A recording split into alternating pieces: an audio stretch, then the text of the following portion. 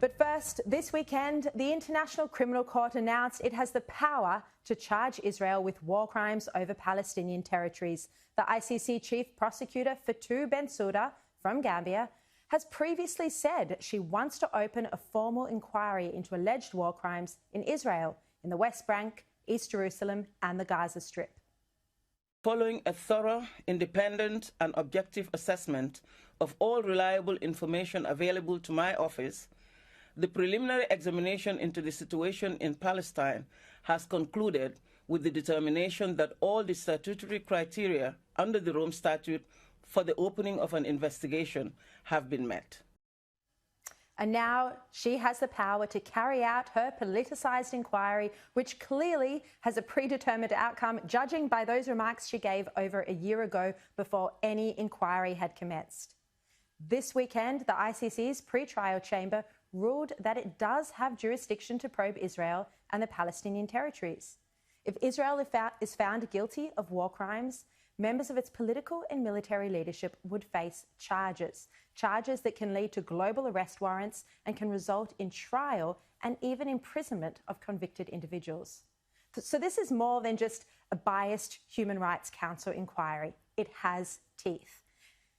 And let's look for a minute at those who actually voted for the right to investigate Israel over war crimes, alleged war crimes at the ICC. You won't be surprised to learn that the ICC member states include 23 members of the Arab League and the Organisation of Islamic Cooperation. I went through the list today. One of their member states includes, and I quote, the state of Palestine, which, as we know, doesn't exist. Yet these Islamic countries, many the enemies of Israel, are determining the legitimacy of the Jewish state and its right to defend itself from attack.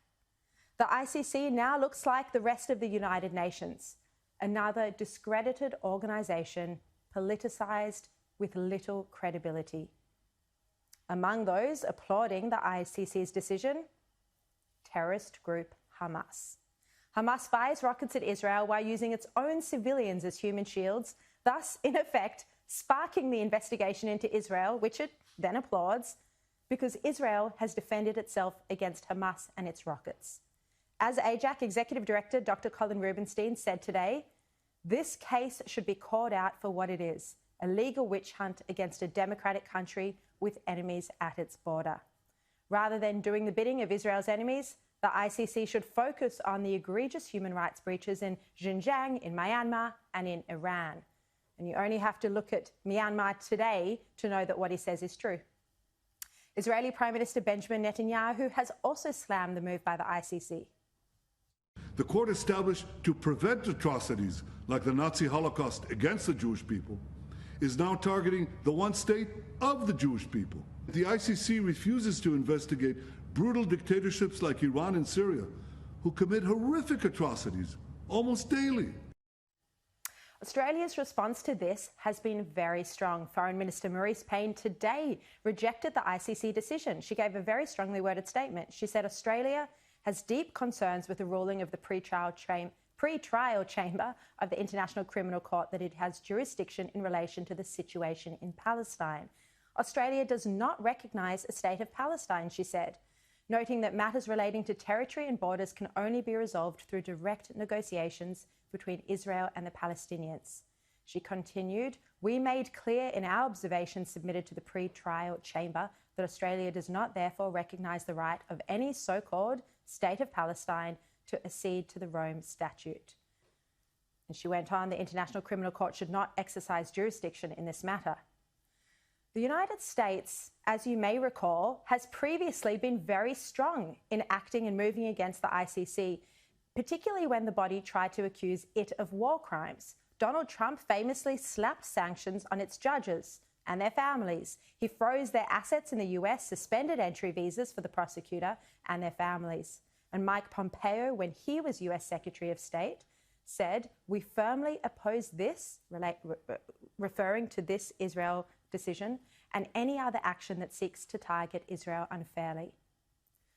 So the world is now waiting to see how Joe Biden will react to this. A US State Department told the Jerusalem Post it had concerns, just concerns, about the ruling. We have serious concerns about the ICC's attempts to exercise its jurisdiction over Israeli personnel.